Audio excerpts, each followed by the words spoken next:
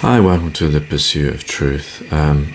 So obviously a few days ago there was another shooting in America, and obviously there's a lot more coming out about it now, about police officers lying about how there was an altercation between the shooter and police that didn't actually happen. I mean, that does make you wonder. I mean, conspiracy theorists are going to lap that one up, aren't they? This is going to be a conspiracy theorist's haven because of these things, because of the fact that they waited in the hallway. When you see the timeline, they waited in the hallway for 45 minutes because they couldn't open the door because they needed to get the key from the janitor, which is what they eventually did. I don't understand it, to be honest, because this is why conspiracy theorists are going to lap onto this and say, well, they allowed it to happen. Because I assume these school doors are ordinary wooden, like the doors we used to have in school, a wooden door with a bit of glass in it. I mean, unless it was bomb-proof or nuclear-proof or something, how could they not break it down? I know they would put their lives at risk, but I guess that's what police, especially police in America, are already trained to deal with. And my understanding is he started shooting from the beginning. So in that corridor, he would have been shooting, and then there's 911 calls that hear shooting. So the minute they hear shooting, they have to change. Before, if there's no shooting, obviously you can wait. You can wait for other teams. You can wait to negotiate, to try and talk him down. But once he starts shooting primary school children, there's no, you just have to go in, isn't it? I mean, that's the job of a policeman, and I assume that they carry armour, protective armour, not protective, what do you call them, bulletproof suits in the trunk of their cars for such events, as there's shootings all the time in America if they don't wear them as standard. So they would have some protection, and I assume they all had guns, because all American police have guns, don't they? So they would have had guns. They've been trained to shoot people. There's an 18-year-old who's shooting children one by one, and you're standing outside waiting for what?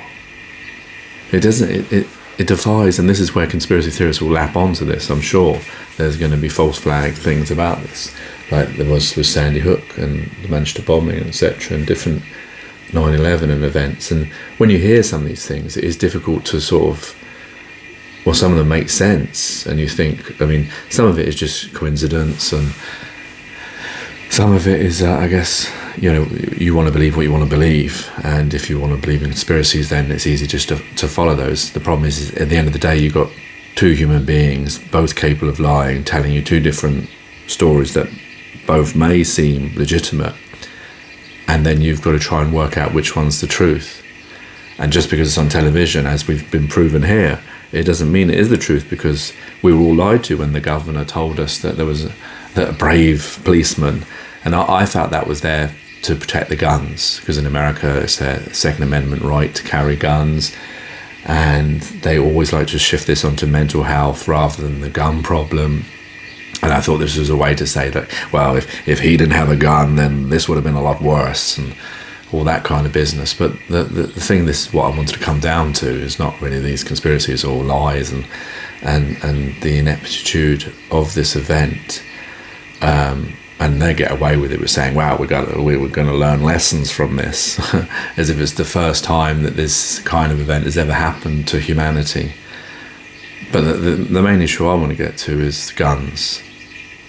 Why do we need guns? Why do soldiers need guns, police need guns, individuals need guns? No one needs guns. That's the bottom line, and the system program is, when you see these events, well, great, the police have guns. Like I was thinking to myself, why do American people need guns to protect themselves? Okay, maybe they need little pistols, but they don't need machine guns, war guns, rifles for assassination and war. They don't need those things. Ordinary people don't need those things. They're not protecting themselves from soldiers marching into their houses. So a pistol would be enough protection. But that's the system programming you to think that that's okay to have guns. It's okay to kill fellow human beings. the fact is that you also say that some people say, well, it's good that police and soldiers, they're the only ones who should have guns because they need them. But then it's also part of the system programming that you've been programmed to think that guns are acceptable, killing each other is acceptable, killing your fellow brothers and sisters, which we are. We may divide ourselves, like I've gone on about this many times, into different nationalities and creeds and countries and all those kind of things. But the only truth is that we're all human beings, and that is where we all stem from, and all the other bits are divisive tactics or ways to categorize and all that kind of stuff, box us. Some of those things are great, some of those things keep us back. Another reason why we don't see each other as human beings, and the fact that there should be no need. If you were an intelligent human being looking at this, you should come to the argument that there is no need for human beings to have weapons, to have bombs, to have guns, to kill each other. Because we shouldn't be killing each other. There's no reason for us to do that. We're not cavemen. We shouldn't have this caveman instinct of, oh, this is mine, I have to keep this, I can't let anyone else have it, like bits of land that you're going to die and then it's going to be somebody else's. And the system is what's breeding these things. The fact that, what's causing these shooters, what's causing these mental health issues is the way that we live, the unnatural way that we live that is causing us to do these things. And if we didn't have these problems of money, if we didn't have these problems of weapons and all this, the way that we live now, that we think is the only way we could possibly live, and that would be the counter argument that everyone would be shouting me, well, it's just the way it is, we can't change that. What do you mean you can't change that? Are we slaves? Is there a big God that's telling us to do this? No, other human beings are telling us to do this. We're doing this because we did it 1,000 years ago. That's not a reason to do something just because we did it before and it seems to work in 50% of us. So that's the problem. And how do you get people who want to keep guns, who don't want to challenge their programming and don't want to challenge the idea that it's not acceptable to want to kill another person or have to kill another person to protect what? Your life was God-given, or even if you don't believe in God, your life is there for you to live, and then you die. It's not there for you to take someone else's life. What right do you have to do that? And of course then there'd be the people who say, well, there's criminals and there's nefarious people and all that kind of thing. But that's because of the system. That's the failing of the system that's creating these people. Because when you remember, if you've ever had a child, when you have a baby, none of them are murderers, none of them are killers, none of them are prone to do these things. They are built by their surroundings, by the teachings and all these kind of things. They're built by these pressures of life that's causing these mental health issues, that's causing people to feel that it's, I'm not trying to shift this onto the gun lobby and NRA and all that kind of stuff. I'm trying the killer, what made him want to kill innocent children? What would make someone want to do that? It doesn't make any sense. Why would someone want to do something so heinous? And I'm sure it's from the idea it's come from loneliness, it's come from depression, it's come from mental health issues. But these are caused because the way that we treat each other. And until we see these things, we're not going to sort these problems out.